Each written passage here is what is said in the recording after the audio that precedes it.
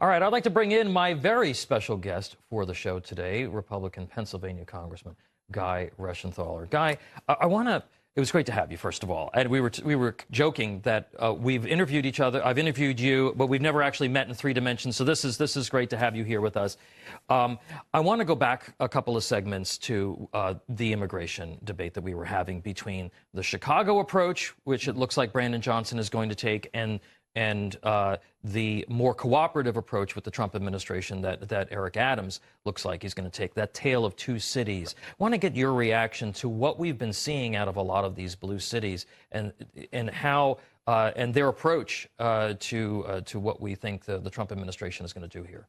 Well, first off, Tom, thanks for having me on. It's great to be here live and in studio. But if you look at what these blue cities are doing, it's really giving illegal immigrants a free pass to terrorize not only normal, everyday citizens, but also the immigration populations in those cities. Because more often than not, the illegal immigrants with violent criminal records are actually victimizing the immigrant populations in those cities. That's right. But if we look at the way they're treated, sanctuary cities will not cooperate with ICE. They won't follow what's called detention orders. And I was a former district judge. I can tell you, if somebody came before you as a defendant, even if you were going to release that individual, if they had a detention warrant on them, you had to alert whoever had the detention warrant, in this case, ICE. Well, these cities are not doing that. And so instead of handing over people with violent criminal records to ICE for detention, they're just released into the cities to create more problems. And just to put numbers on this, and we'll talk about Eric Adams and Chicago and other cities.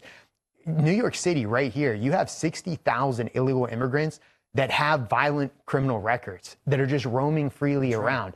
Eric Adams is actually criticized because he wants to start to coordinate with ICE and follow the Trump plan. That's the right thing to do. Meanwhile, you have places like Denver, where you're having Venezuelan gangs take over apartment buildings, Chicago, et cetera.